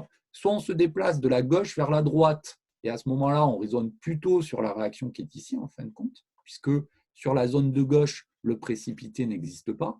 Soit on se déplace de la droite vers la gauche, et comme le précipité existe, c'est plutôt sur cette réaction-là qu'il faut raisonner si on se déplace dans l'autre sens. Mais ça me semble un tout petit peu moins pratique, mais ça marche aussi. C'est simplement l'observation et le déplacement en fait vis-à-vis du pH qui vont nous faire plutôt orienter vers l'utilisation de la réaction que j'ai écrite en rouge ou de la réaction que j'ai écrite en noir. Donc plutôt la réaction rouge lorsqu'on rajoute des H- dans le milieu réactionnel, puisqu'au départ là il n'y a pas de précipité. Et puis si on se déplace dans l'autre sens, c'est plutôt avec cette réaction-là qu'il faut raisonner. Mais gardez à l'esprit que c'est la même transformation, c'est simplement un artifice mathématique qui est utilisé ici, savoir soit la condition de précipitation, soit la solubilité. Mais si vous reprenez les formules, remarquez bien que c'est les mêmes en fait. Donc c'est simplement une présentation du résultat qui est un peu différente, mais en soi, peu importe avec quelle transformation ici on raisonne. La seule chose, c'est qu'il faut le faire un peu proprement. Et donc, si on se déplace vers la droite, c'est plutôt celle-ci qu'on utilise. Et si on se déplace avec la gauche, mais ça me semble moins pratique, c'est plutôt la noire. Mais c'est la même. Ok, merci. Et donc, moi, ce que je vous conseille toujours au niveau de ces exercices, vous allez voir, on va prendre plusieurs petits exemples, c'est de toujours raisonner sur la réaction qui correspond à la formation du précipité en général. Et bien, donc, c'est quand même bien plus simple en fait pour conclure correctement. Une dernière remarque que je voulais faire que je n'ai pas faite, c'est que ce qu'on peut faire, c'est aller un tout petit peu plus loin dans l'interprétation et montrer que dans toute cette partie-là, c'est bien l'équation d'une droite. Alors, l'équation de la droite, on l'a déjà déterminée en fin de compte. Donc, comme FeOH3 existe dans toute cette partie-là, eh bien, si on reprend en fait ici la relation encadrée qui se trouve à ce niveau-là, on n'est plus dans le cas où on a supérieur ou égal, mais on a l'égalité, puisque le précipité existe. Et ce que j'avais appelé C1, ici, c'était rien d'autre que la concentration ici en Fe3+, au niveau de ce point-là, lorsque le précipité il apparaît. Mais quand donc, on a l'égalité, eh bien, c'est la concentration de Fe3+, que l'on a ici, et donc la solubilité. Donc, quand on regarde, c'est rien d'autre que l'équation d'une droite. Il suffit simplement d'écrire ça sous la forme log de S égale A plus B fois pH, mais vous l'avez là, l'équation de la droite qui est obtenue au niveau de cette zone-là. Donc ça, vous pourrez le noter en remarque. Donc, si on veut obtenir l'équation de la droite lorsque le précipité existe, il suffit de travailler avec l'égalité ici et de remarquer que le terme que j'avais appelé C1 ici, c'est la concentration de Fe3+, mais uniquement en ce point-là.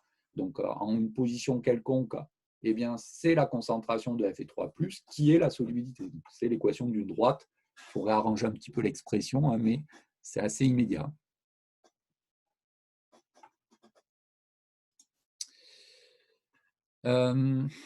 Des questions là-dessus? Alors, vous allez voir, hein, c'est un peu toujours le même type de raisonnement qu'on va faire, hein, sur ces petits exercices.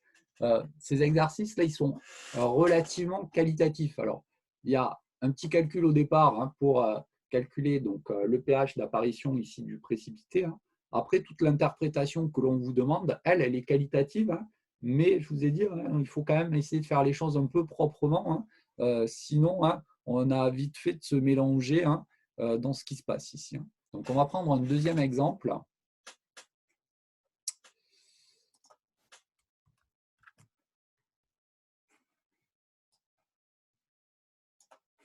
Donc, voici l'exemple que je vous propose.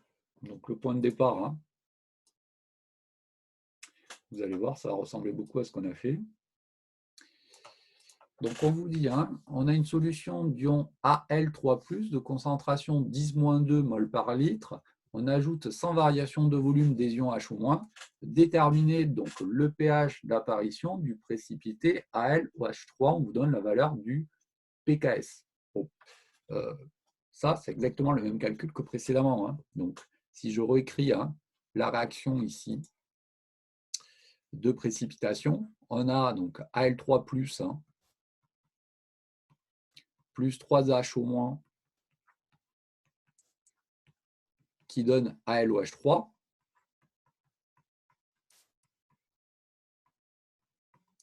Et donc, il faut que le quotient de réaction initiale soit inférieur ou égal, hein, au K0, qui est égal à 1 sur Ks, hein. Et donc, pour le coup, hein, c'est vraiment le même calcul. Et quand je dis le même calcul, hein, remarquez bien que juste avant, ce qu'on avait, c'était Fe3 plus 3OH- qui donnait FeOH. J'ai oublié le 3. Et donc, on a exactement la même stoichiométrie, hein. Donc, on ne va pas refaire deux fois le même calcul, hein. On a exactement la même relation que précédemment, hein, à savoir pH supérieur ou égal donc à pKe moins 1/3 de pKs moins 1/3 de log de C1 sur C0.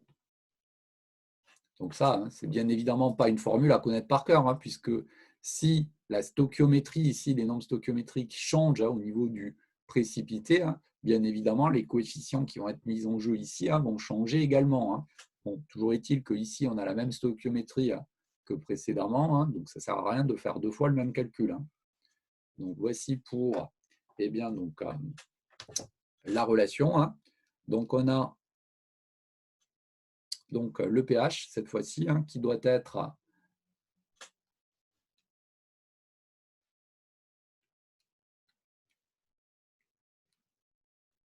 plus grand que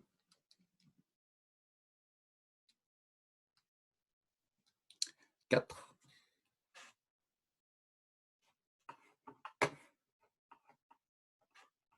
C'est ça.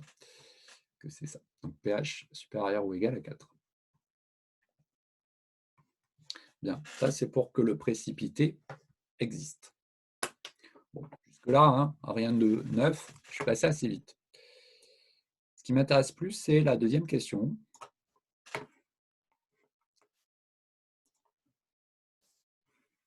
Qui, sur le principe, hein, ressemble beaucoup à ce qu'on a fait juste avant, hein. Vous avez, hein, une courbe ici, hein, qui donne l'évolution, hein, de log de S en fonction, hein, du pH ici. Et donc, on vous dit, hein, que quand on continue à rajouter des ions HO-, le précipité peut se redissoudre selon la réaction qui est ici, hein, AlOH3 plus HO- qui donne AlOH4-. Et on vous demande d'interpréter donc la courbe suivante, hein, donnant l'évolution de log de S en fonction donc du pH. Donc, si vous regardez un petit peu à ce qu'on a fait donc précédemment, hein, donc en gros, on n'avait pas, hein, dans l'exemple numéro 1, cette relation de redissolution en fait, du précipité. Donc, en fait, ce qu'on avait, je peux pas, en termes de log de S, on avait, donc en rouge, là, j'assure toute cette partie-là. Donc là, la pente, je l'ai fait très verticale, mais globalement, on retrouve le même type d'évolution ici que sur l'exemple numéro 1. La seule chose, c'est qu'on a visiblement cette partie supplémentaire que je n'avais pas tout à l'heure du fait de la relation de dissolution du précipité supplémentaire ici.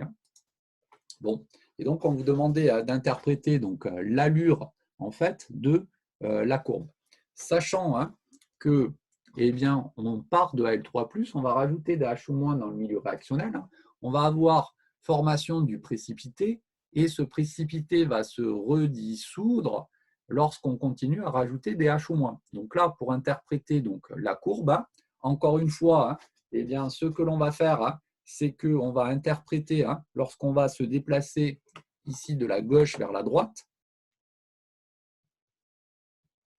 simplement parce que de la gauche vers la droite, on a la concentration de H- qui augmente dans le milieu réactionnel. Et donc, pour interpréter correctement ce qui se passe, on va se déplacer de la gauche vers la droite.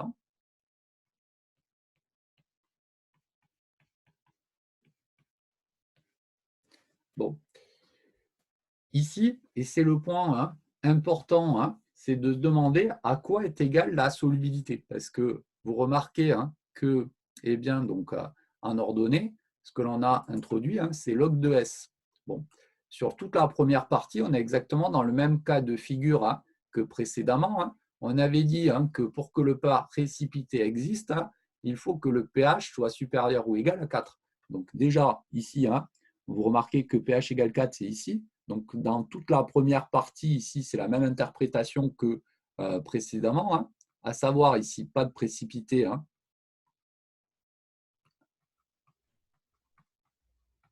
sur cette zone-là. Ensuite, le précipité va exister sur la zone centrale.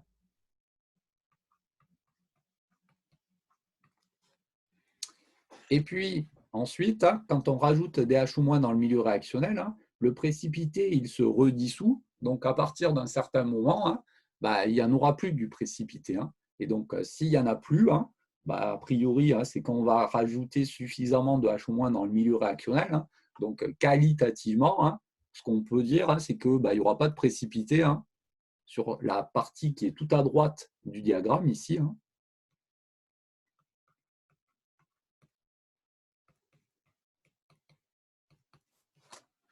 Qui se trouve à ce niveau-là. Bon. Là, déjà, on a fait un gros travail en disant il n'y a pas de précipité sur la partie gauche, on n'a pas de précipité sur la partie droite, et donc le précipité, il va exister a priori sur toute la zone qui se trouve à ce niveau-là. Alors, quand je dis qu'il n'y a pas de précipité à gauche et pas de précipité à droite, ça veut dire que, en fin de compte, sur la partie qui est à gauche, ici, c'est plutôt cette réaction-là qui va nous intéresser. Donc là, lorsqu'on a un pH qui est inférieur à 4,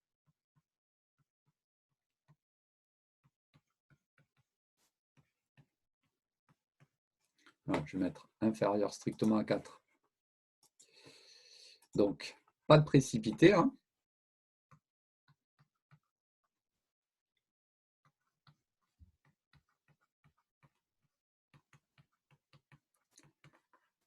Et donc, tout l'aluminium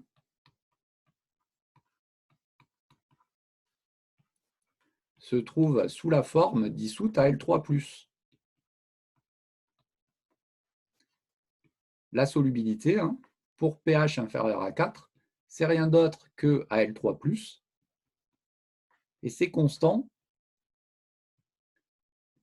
parce que, on n'a pas atteint la condition de précipitation qu'on avait traduite à ce niveau-là. Donc, pour s'en convaincre, ce qu'on peut faire, c'est exactement comme tout à l'heure, c'est réécrire en fait la réaction dans l'autre sens,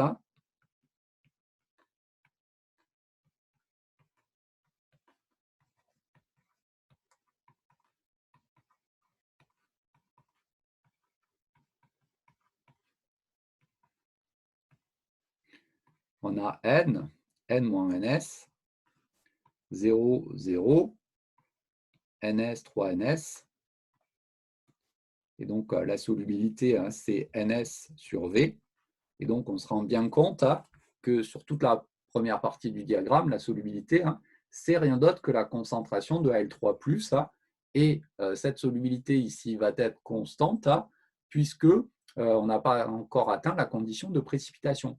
Lorsqu'on arrive au niveau du point anguleux, hein, ben, c'est exactement la même chose que sur l'exemple numéro 2, hein, à savoir, eh bien, on va avoir donc, le précipité, donc ALOH3, donc, qui va apparaître.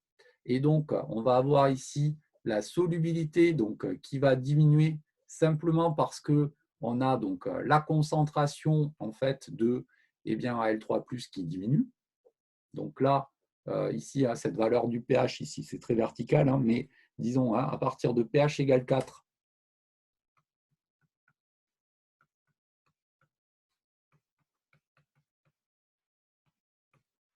on a donc la solubilité qui diminue, hein, car Al3+ est consommé.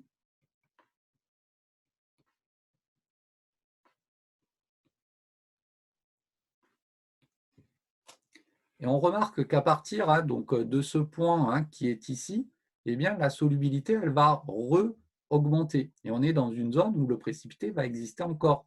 Et donc la solubilité elle va re-augmenter simplement parce qu'il y a la deuxième réaction ici qui va être mise en jeu ici. Et donc la solubilité quand elle va re-augmenter, c'est simplement parce que le précipité ici va se dissoudre au profit de l'ion ALOH4-. Hein, et donc, lorsqu'on atteindra le nouveau point anguleux qui est ici, hein, eh bien, donc, on aura le précipité ALOH3 qui sera complètement dissous et on retrouvera l'aluminium uniquement sous la forme AlOH4-. Et donc, vous remarquez qu'à partir donc, de ce point qui est ici, hein, ben, la solubilité, hein, eh bien, on peut la définir comme étant la concentration de cet ion particulier, hein, puisque hein, bah, l'ion Al3+, lui, aura été totalement consommé quand on arrive hein, à ce niveau-là, hein, et ça sera donc cette réaction-là qui prendra le relais.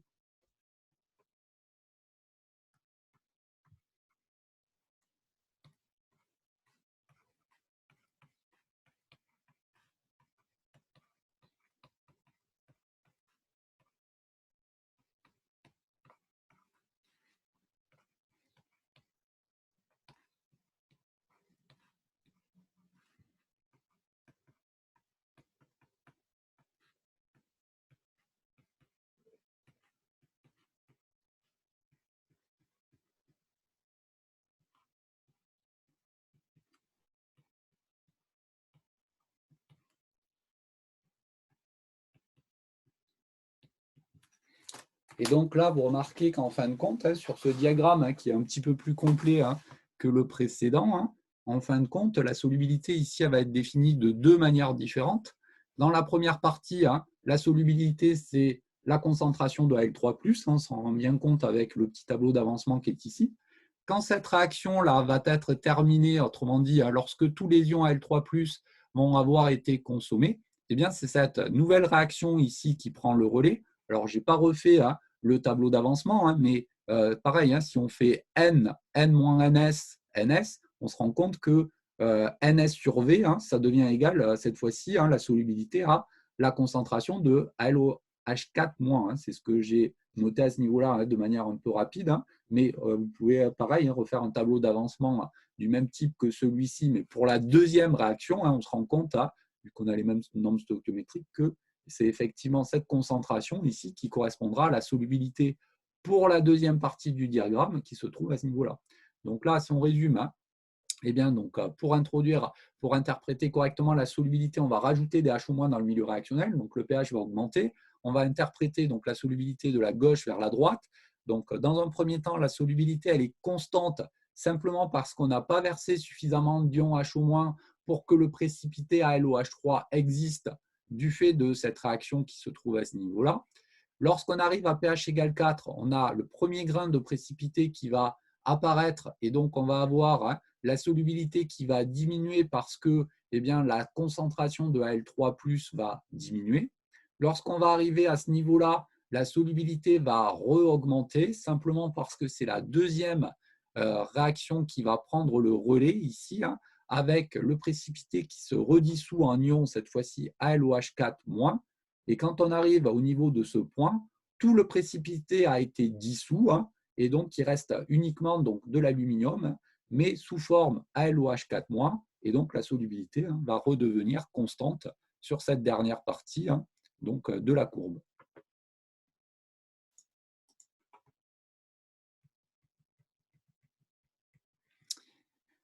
Il y a des questions là-dessus?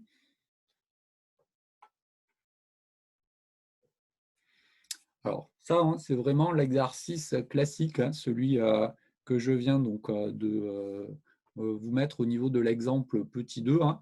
Donc, vous remarquez que, eh bien, on a donc, le pH ici, hein, qui influence la solubilité, hein, mais simplement parce que l'un des deux ions, hein, constitutifs de notre précipité, hein, eh bien, c'est l'ion H-, et que cet ion, hein, il a des propriétés acido-basiques. Après, hein, on peut avoir des courbes qui ont cette allure-là, hein, même lorsqu'on n'a pas le critère acido-basique, hein, qui intervient. Hein. Donc, c'est le dernier petit exemple donc, du cours. Hein.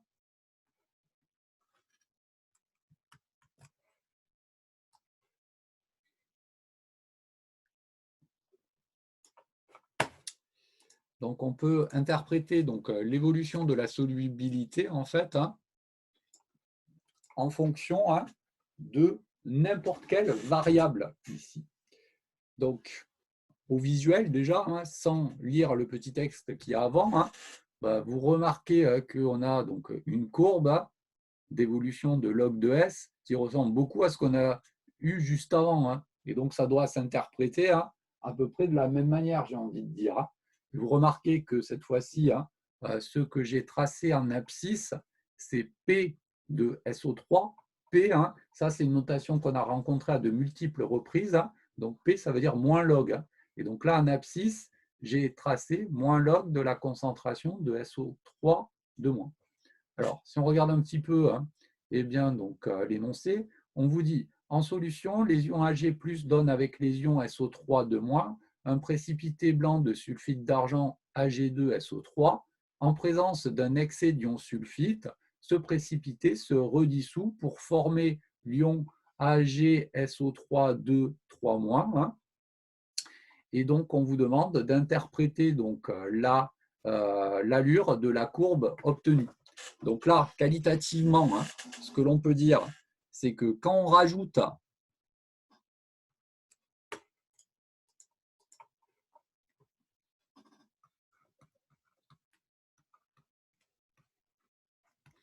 ici, hein, des ions SO3 de moins dans le milieu, hein, eh bien, on va avoir deux réactions, hein, successives qui vont se produire. Hein.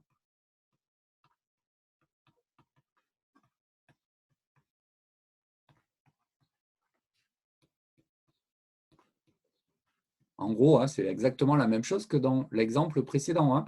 À savoir, hein, on va avoir Ag+ plus SO3 de moins qui va donner donc, le précipité. Donc là, il faut juste faire attention, hein, le précipité, c'est Ag2SO3. Donc là, il faut un 2 ici. Et ensuite, hein, on va avoir, hein, le précipité qui va se redissoudre lorsque on rajoute, eh bien, des SO3 de moins dans le milieu pour former donc l'ion AgSO3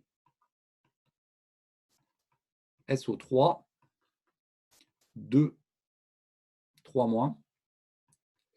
Donc là, il faut faire attention à la stoichiométrie. Donc il y a 2 argents, donc là il me faut un 2.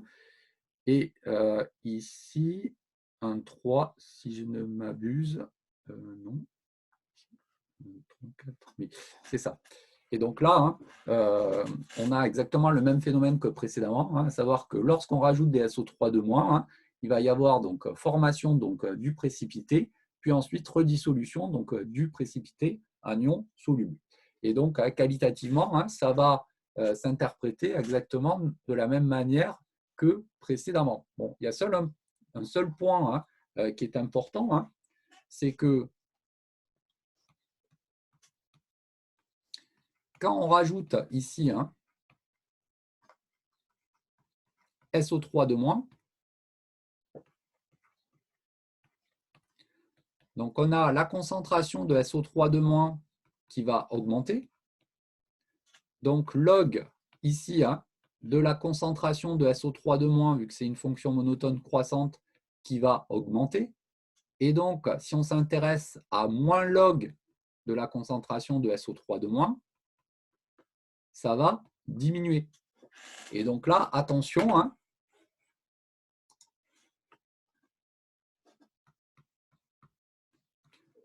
la lecture, elle se fait de la droite vers la gauche.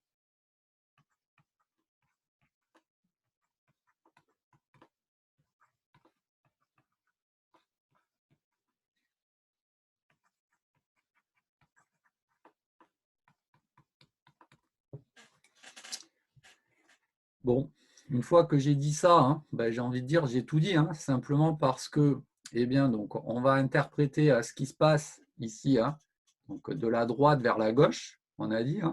Donc, quand on se déplace de la droite vers la gauche, on a ici la concentration de SO3 de moins qui va augmenter. Et donc, après, c'est exactement la même interprétation que tout à l'heure.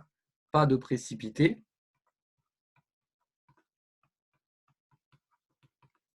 Sur la zone centrale, on a du précipité.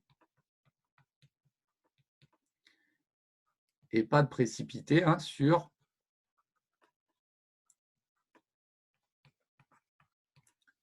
la dernière zone où la solubilité elle est constante. Alors pourquoi? Simplement parce que si on part du point qui est tout à droite ici, on rajoute des ions SO3 de moins dans le milieu réactionnel. Tant qu'on n'a pas atteint la condition de précipitation, eh bien, la première réaction ici ne va pas se faire. Il ne va pas y avoir de précipité et donc on a la solubilité qui va rester constante dans toute cette partie-là, simplement parce qu'on n'a pas atteint la condition de précipitation. Au niveau du point anguleux, ici, le premier grain de solide Ag2SO3 va apparaître et donc les ions Ag+ vont commencer à être consommés, donc la solubilité va diminuer au fur et à mesure que les ions Ag+ ici vont être consommés. Puis à un moment donné, la solubilité va re-augmenter simplement parce qu'il n'y a plus d'ions Ag+ dans le milieu réactionnel et c'est donc la deuxième réaction qui va prendre ici le relais, qui va cette fois-ci donc consommer du solide Ag2SO3 et donc la solubilité va re-augmenter puisqu'il va y avoir formation de l'ion ici AgSO3 de moins. Quand on arrive au niveau donc, de ce point anguleux qui se trouve à ce niveau-là, tout le solide Ag2SO3 aura été consommé et on retrouvera donc uniquement l'espèce soluble AgSO3 3- dans le milieu donc, réactionnel et donc la solubilité sera constante. Okay, donc si vous regardez bien, c'est vraiment la même interprétation que sur l'exemple qu'on avait pris précédemment. La seule chose, c'est que le diagramme, on le lit dans l'autre sens, c'est simplement lié à ce qu'on met en abscisse. Et vous verrez que justement, suivant ce qu'on met en abscisse ou en ordonnée, on doit lire de la droite vers la gauche vers la droite. On peut avoir la courbe qui, au lieu de posséder un creux ici, possède donc une bosse si on trace non pas log de S, mais moins log de S en ordonnée. Donc, il faut juste faire un peu attention à ce qui est tracé en abscisse et en ordonnée. Mais après, en termes d'interprétation, ça reste qualitatif ce que l'on vous demande et c'est un peu toujours la même chose, j'ai envie de dire. Bien. Est-ce qu'il y a des questions là-dessus?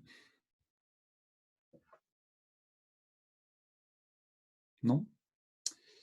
Donc voici qui termine le cours sur les réactions de précipitation. Donc la semaine prochaine, on corrigera l'ETD sur les réactions de précipitation. Je vous l'avais déjà mis sur le drive.